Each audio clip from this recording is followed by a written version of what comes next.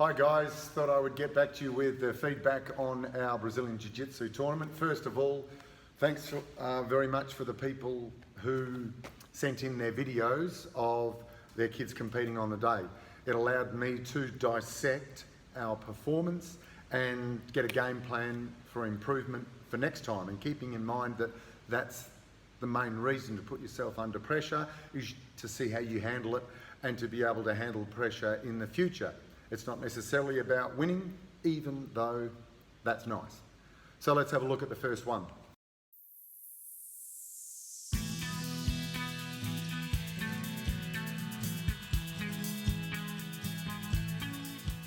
Okay, here's an example of someone who knows how to switch on. And by the way, check out this scissor sweep he does in a second. That's Saya.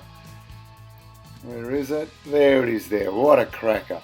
Now, through his exposure to competition, he now realises what it takes to switch on, and you can see the frantic pace of the competition. So from someone who really wrestles relaxed in the dojo, he knows how to switch on. Probably the most valuable insight that we can get, that I knew would happen anyway, but you have to experience it to really get it, is having the ability to switch on. We're a pretty laid back community in Margaret River, and we find that when we go to the big city into Perth and compete with all the clubs that are in more of a high pressure environment, we find that we are laid back. So let's have a look at how it looks when we sort of take a backwards step and react slow when they react fast. Okay, let's have a look at Ryan's move. He reacted slow and the guy counter-reacted, but then the guy reacted slow and Ryan moved into a dominant position. Let's look at that again. So Ryan goes in for the leg sweep, doesn't commit to it, but then the other guy doesn't commit to his position and Ryan easily rolls him. So I think we need to reinvestigate how committed we are to each particular move. Now check this for commitment. Ryan just about to get arm barred. The guy knows what he's doing. Ryan does not give up. Ryan understands he's got to save the arm and then get out of the position, which he does well. Look at that. Uses control of his legs. Needs to sort of commit to his side control or mount. Gets caught in half guard, but he's still on top. So that was miraculous. Well done. An obvious thing that happened during the day of competition was the dramatic difference between a gi competition and a no-gi competition.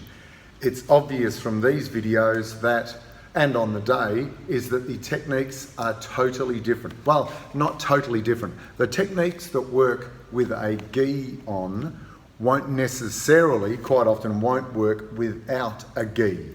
So have a look at the efforts to do, for example, a kesekatami takedown, which might work well with a gi, which have a low percentage of success when there's no gi.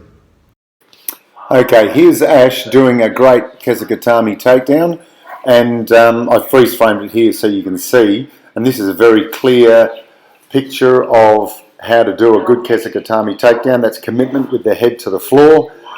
But in the next round, he draws the same kid without a gi. So there's a great kesekatami takedown, and he ends up getting a leg figure four.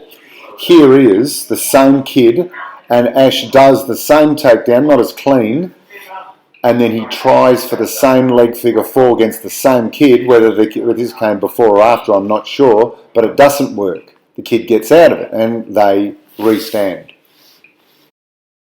Now let's move to takedowns. We're looking at three areas: the takedown, the position, and the submission. Within the takedown, there are also three areas that I want to get our heads around.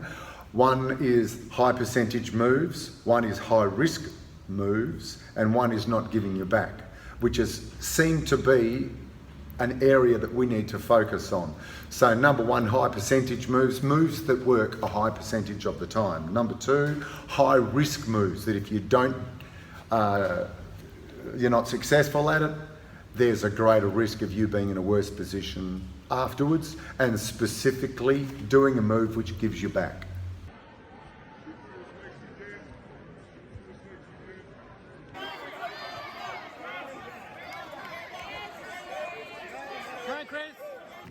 Number one is our starting position. The aim of the game is not to give the person an opportunity to be able to shoot in and throw us on our back. So you might have seen that a lot of the competitors from all the different schools were starting like this. And those of us who walk around like this, we might have been able to carry it off. But if you keep competing, people are going to see that, and their instructor is going to tell them to go at us. So we need to be able to drop our weight. The three things I want you to concentrate on, especially as you're looking over these videos, is that there are three main things you concentrate on.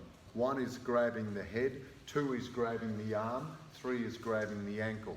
If we concentrate only on the arm, we're not going to get it because they're going to pull it back, and as we're reaching, we may give our own arms up. So we've got to concentrate on faking head, arm, leg, or head, arm, or leg, head, or whatever your choice is. So number one, check out the best stance, not necessarily feet side by side, but 1 foot slightly forward, not a big fighting stance like this because there's no strides. So feet 1 foot slightly forward, maybe changing, hands up, denying them the grips of gi or wrist, going for head, constantly trying to grab their arms, and fake or going for their ankle. Let's check it out. Okay. Three things to focus on from standing start: neck, hands, and legs. Closest thing that's going to get to you is the arms. So go for them first. So practice single arm drag, and you fake the single arm drag by doing the neck pull and a light touch on the ankle. So fake the single arm drag by going neck, ankle, arm drag, arm drag. So that's your total focus to start you off.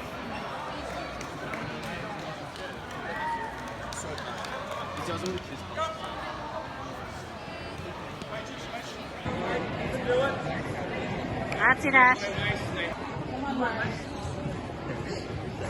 He does. He looks great. Nice and low. Hey, Joe. Good, thanks. How are you?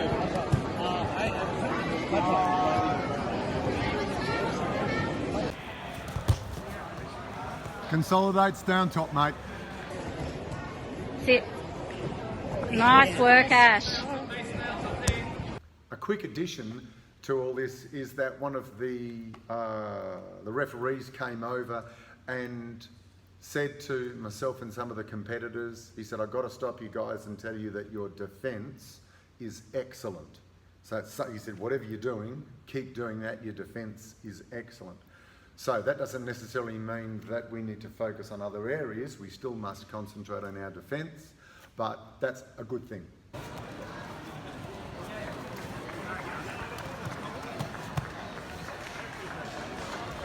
Roll if you can. Hold it, but roll if you can.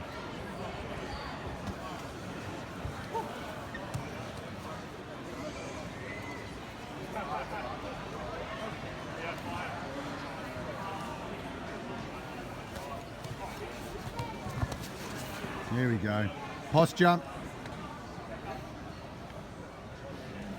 Posture up. Watch his legs.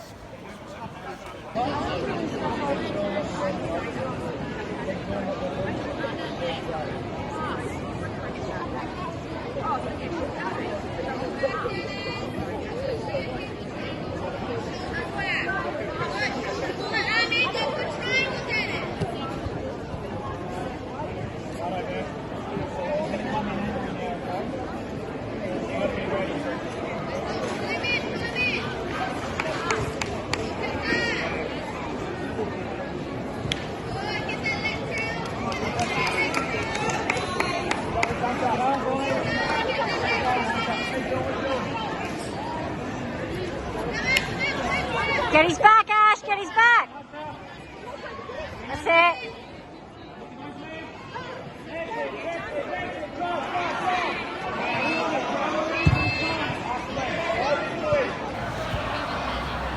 Here's the Jessica Tami.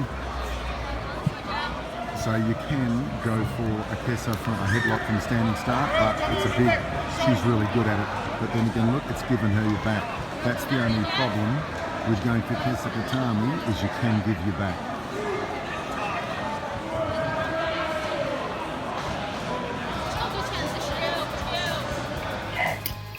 Finally, a lasting word about respect. Here's Ash winning via, I think it's an RNC, a sleeper. And the kid was a little bit upset, so watch what Ash does. Doesn't claim his victory, stays close, makes sure his opponent is okay, shows care and concern. That's the mark of a good competitor. Either shakes his hand or, there shakes his hand. So I really appreciate that about all the students who will endeavour to win, but care for your opponent is a true testament of your character.